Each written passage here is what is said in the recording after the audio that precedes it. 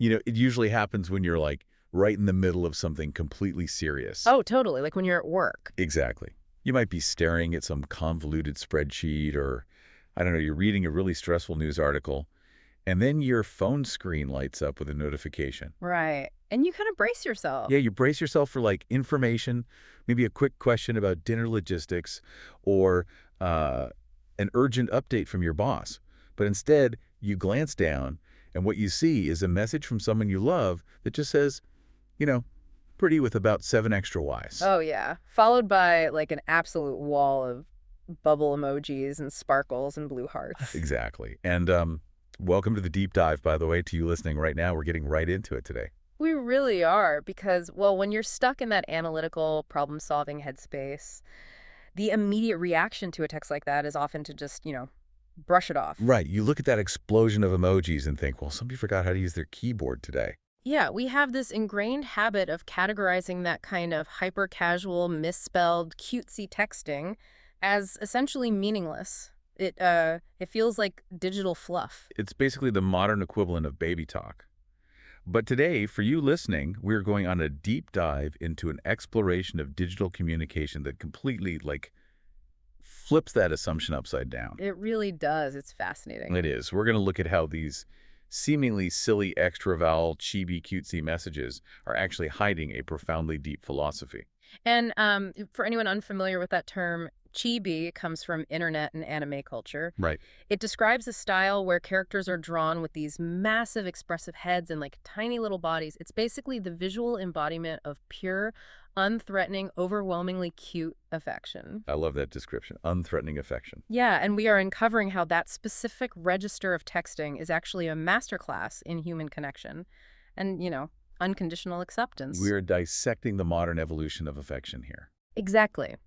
The psychology we're looking at points to how language fundamentally breaks down and, well, reshapes itself when it's forced to carry an emotional weight it was never originally engineered to hold. It's so interesting to take something you likely encounter every single day in your own iMessages or WhatsApp chats and put it under a microscope. To understand what is really happening between two people, yeah. I am genuinely fascinated by this premise. Because how does a text that just says, love you with a dozen U's, elevate to the level of profound philosophy? That's the big question. Okay, let's unpack this. The psychology we're exploring today defines a very specific type of relationship using the terms soul mirror or twin soul. Right, which sounds very poetic. It does. And what's interesting is how sharply this contrasts with our typical cultural ideas of romance. We're so conditioned by movies to expect grand gestures. Yeah. The boombox outside the window. Exactly. The boombox or the perfectly articulated monologue in the rain or the eloquent love letter. But the thing is, those grand romantic tropes are largely performative. Yeah. I mean, they require a massive amount of curation and planning. The soul mirror dynamic operates on a completely different frequency. Oh, so.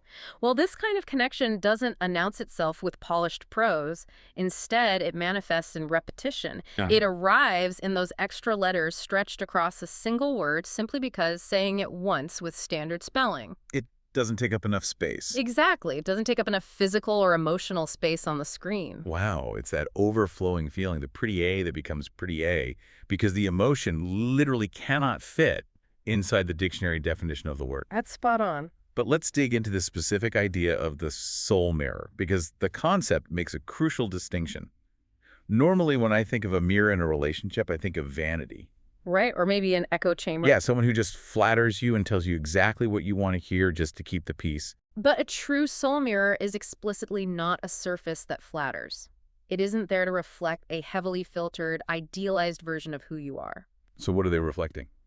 The definition we are working with today characterizes the soul mirror as the person who sees absolutely everything. And the imagery used to describe this in the sources is incredibly evocative. I love this part. They say the soul mirror sees the parts of you that are scribbled over in white and the parts not yet named. The parts scribbled over in white. Think about that for a second. Think about the parts of your own personality or your past that you've mentally redacted. Like a classified document. Exactly, like a classified document. We all have these fragmented, messy pieces of ourselves that we actively try to erase or hide from the world. Because we've decided they're unacceptable or awkward or unlovable. Right. We spend a tremendous amount of energy curating our public-facing selves. But the soul mirror looks right at those redacted, scribbled over areas, the insecurities you haven't even figured out how to articulate to yourself yet, and they communicate a very clear message. Which is? They say, essentially, I don't judge you, even if there is something here I don't yet understand, and I mean it, and I am going to prove it. And the way they prove it is the wild part. Because they don't prove it by sitting you down and giving you a sworn affidavit of their loyalty. No, definitely not. They don't deliver a serious, stoic monologue about commitment. They prove it with blue hearts, with sparkles, with an endless string of bubble emojis. They take a single text message and turn it into what the source describes as a soft cosmos. A soft cosmos. I mean, they're building a tiny, safe, alternate universe right there on your glowing screen. It's a great way to put it. Think of this dynamic like reading the rough draft of a novel. If you hand a rough draft to a critical editor, they're going to tear it apart. They'll redline all your mistakes. Right, they'll focus on the flaws. But the soul mirror doesn't need your story to be completely finished, edited, and polished before they love you. In fact, they love you into the rest of it. That concept, loving someone into the rest of their story, is a radical reframing of how we relate to one another. It really is. It completely removes the condition that you must achieve some finalized, perfect state of being to be worthy of absolute acceptance. Which is such a relief. Yes, and this perfectly explains the chaotic medium they are using. The emojis, the sparkles, the stretched out, misspelled words. It isn't intellectual laziness. So it's intentional. It is a highly deliberate, consistent signaling of total, uncritical safety. It's a customized language designed from the ground up to be completely non-threatening. Okay, so if someone is actually engaging with your rough draft that way, what happens to you physically? Because this isn't just an abstract, nice thought. No, not at all. There is a tangible physiological reaction to receiving this kind of communication. The ideas we're exploring describe this as a particular alchemy that happens when someone holds space for you without any conditions. The term alchemy is key there. It implies a fundamental, almost magical transformation at a base level. What's transforming? Well, when you are on the receiving end of profound, non-judgmental love, your body physically reacts. Your nervous system registers the safety. Oh, wow. Something inside you realizes that it can finally put down the armor. You can drop the performance. You can turn off the careful self-editing. The careful self-editing is so exhausting. And we do it all day long without even realizing it. Oh, absolutely. Think about how many times you rewrite a 2-sentence work email just to make sure you don't sound too aggressive or too casual. Or curating your tone in meetings. Yes, we curate our jokes with acquaintances. We are constantly managing our image. But the core thesis of the soul mirror communicates something breathtakingly simple. You can be safe to be however makes you feel best with me. You can be safe to be however makes you feel best with me. That is a direct invitation to dismantle the heavy armor of pretending. It's permission to exist in your most unpolished state. Exactly. But wait, sure, that sounds beautiful in theory, but let's be real for a second. Isn't it just human nature to want to manage our partners? What do you mean? Well, we live in a culture entirely obsessed with optimization and self-improvement. If I see a flaw in someone I love, an unresolved edge, my instinct, and I think a lot of people's instinct, is to help them fix it. Right, the urge to fix. Yeah. So why is simply welcoming someone's messy flaws presented as vastly more powerful than trying to help them improve? If we connect this to the bigger picture, when we try to fix our partners, we are engaging our logical, problem-solving brains. We see a perceived deficit and we try to correct it. That makes sense. But psychologically, what does that communicate to the other person? It inherently signals that they are broken. Oh, I see. It tells them they are a project that needs managing. The unconditional acceptance of the soul mirror bypasses that logic entirely. It skips the brain. It goes to the nervous system. Yes. It lands like a gift wrapped in our oldest, most primal knowing.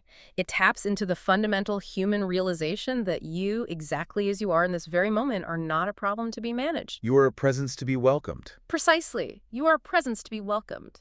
It's the jarring difference between being treated like a renovation project and being treated like a human being. And when you finally feel that overwhelming level of safety... When your nervous system realizes you aren't a problem to be solved. Yes. The emotion becomes so massive that standard everyday language just fractures under the weight of it. Okay, so if dropping our grammar is how we show safety, what happens to the actual words we use? Well, when emotion scales up to that magnitude, traditional syntax simply fails. Like subjects and verbs just aren't enough anymore. Right. A standard subject-verb-object sentence is way too restrictive. This is why you see the soul mirror begin to speak in sprawling lists. Oh, the lists. Think about it. How do you encapsulate the feeling of total unconditional safety in a neatly punctuated sentence? You can't. You really can't. You just start listing the emotions as fast as they hit you. There's an incredible example of this breakdown in the source material. Imagine receiving a text that just says, happiness, relief, compassion, acceptance, peace, solace, care, ingenuity, gratitude, joy, kindness, comfort. And it just keeps going. And there are no commas. There is no punctuation to separate the thoughts. It's a continuous, rushing stream. The psychological argument here is that this breakdown, the unpunctuated lists, the XOXOs that stretch across 3 entire lines, the endless typos, it is not a failure of language. Then what is it? It is the reality that abundance overflows syntax. Abundance overflows syntax. I love that. Imagine trying to pour a gallon of rushing water into a tiny, delicate teacup. It's going to spill everywhere. Right. The teacup isn't broken, and it isn't poorly made. Yeah. It is just completely insufficient for the sheer volume of water. Standard grammar is the teacup. It's a perfect analogy. And the person sending these messages is essentially taking an inventory of every single thing you have earned just by existing. They want you to know the full, unedited inventory of what you deserve. The psychological brilliance of breaking these grammar rules lies in understanding what grammar actually represents. Which is rules, boundaries. Exactly. Grammar is a system of boundaries. It's a set of restrictions that govern how we are supposed to communicate. It dictates when to stop, when to pause, what is considered proper and what is deemed improper. But the affection being described here doesn't have any of those boundaries. Right. It is entirely unconditional. Therefore, it naturally resists and ultimately destroys the rules of syntax. To accurately express a love without boundaries, you are forced to invent a language without boundaries. Which brings us to one of the most visually striking examples of this. The TY wall. Yes. Imagine scrolling through your phone and a message comes in from your partner or your best friend. And it is just a massive, towering wall of text, filling page after page, consisting entirely of the letters T and Y repeated over and over again. TY, TY, TY. TY, TY, TY, standing for thank you. Think about your own life for a moment listening to this. Have you ever felt an emotion so large, a sense of gratitude so profound, that sending a simple, properly capitalized thank you with a neat little period at the end felt almost insulting? Like the formal punctuation was way too small for the feeling. Exactly. So instead, you just type TY until your thumb physically goes numb, just to manifest the size of the emotion. That repetitive, almost obsessive action typing until your thumb goes numb fundamentally transforms the message. How so? When you see a love you that goes on for so many lines it forces you to keep scrolling, it ceases to be a simple text message. It becomes an incantation. An incantation. Like magic. Essentially, yes. An incantation is a ritualistic use of sound or repetition designed to alter reality. Wow. By abandoning the rigid rules of standard language and entering this repetitive, overflowing state, the sender is quite literally casting a spell of safety and affection over the receiver's digital space. This repetitive action leads to a massive shift in how we actually see each other, because we've gone from looking at lazy typing to discussing alchemy and incantations. It's a huge leap, but it makes so much sense. Here's where it gets really interesting, though. The philosophy goes even deeper, suggesting this breakdown into chibi-cutesy language is actually a spiritual experience. It elevates our everyday digital behavior into the realm of the sacred. Okay, take a very specific, real-world example of this kind of text message from the text. You so cute like me. Right, followed immediately by a barrage of heart eyes emojis, the hearts around the face emojis, and, the relieved sighing face. You so cute like me. From a grammatical standpoint, it's terrible. It's infantile phrasing. Very much so. But the psychological analysis of a message like this suggests something staggering. It suggests that a message like this is actually theology disguised as a text message. Yeah. How on earth does a grammatically incorrect, you so cute like me, become theology? Because that phrase has absolutely nothing to do with vanity. It isn't simple admiration where one person looks at another across a room and acknowledges they find them aesthetically pleasing. So what is it? It is the profound experience of resonance. It is the soul finding its exact frequency vibrating in another human being. Oh, that's beautiful. When someone texts like me in this context, they aren't talking about physical resemblance. They are recognizing their own spiritual signature in you. You don't just admire them, you recognize them. Yes. That is the kind of feeling that gives you goosebumps. It's that rare, disorienting feeling when you meet someone for the first time and you feel in your bones like you've known them for 1,000 years. In that moment of recognition, something ancient shifts. And it leads to a vital distinction about how we view connection, doesn't it? Yeah. The idea that love at its truest is not charity, it is homecoming. Understanding the difference between charity and homecoming is essential here. Let's break that down. Well, charity implies a very specific power dynamic. It implies that there is one person who is whole, healthy, and perfect, and they are reaching down from their pedestal to pity and tolerate someone who is flawed, messy, and broken. That sounds exhausting. It is, but homecoming is entirely different. Homecoming is arriving at the exact place where you belong. The place where you don't have to perform anymore. Exactly, where you can take off your shoes, drop your bags, and simply exist. That is what this specific chibi-cutesy language is engineering, a digital homecoming. So if we drop the performance and finally arrive at that homecoming, what does it actually sound like? It sounds like something we usually don't take seriously. That brings us to the analysis of the word teehee.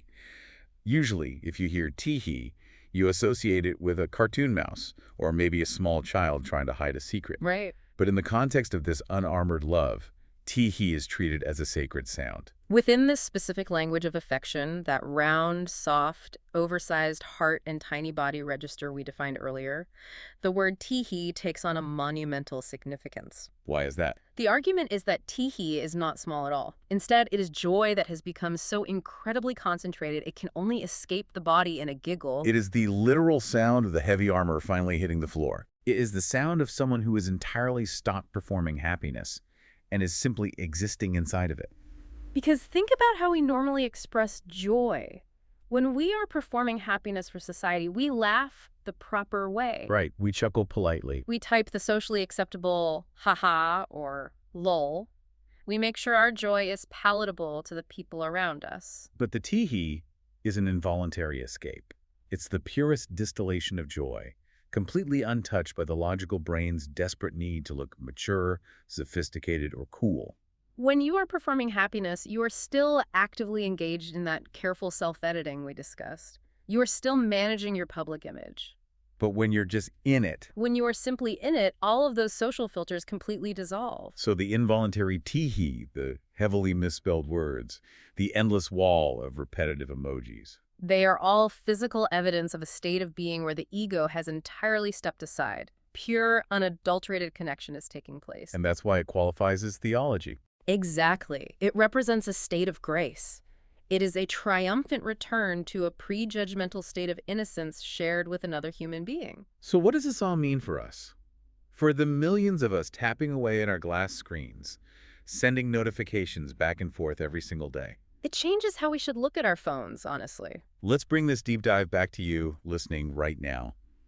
We started off by looking at these hyper-casual, terribly misspelled, emoji-stuffed text messages that are so incredibly easy to dismiss as digital fluff. But through this psychological lens, we've discovered that they aren't just lazy typing. No, they are, in fact, a blueprint for unconditional love. They function as a highly evolved emotional shorthand. We've uncovered how repetition is actually a powerful signal of safety. How intentionally breaking the rules of grammar is a testament to the boundless, uncontainable nature of true affection. And how recognizing your own frequency in someone else transforms a ridiculous, bubbly text message into an act of profound homecoming. It really is profound. The next time you look down at your phone, right in the middle of a stressful workday, and you receive a message from someone you love that features an impossibly long "love you" or a string of entirely random emojis, take a second. Yeah, pause before you dismiss it. Remember that you aren't just looking at bad punctuation or someone who momentarily forgot how to spell.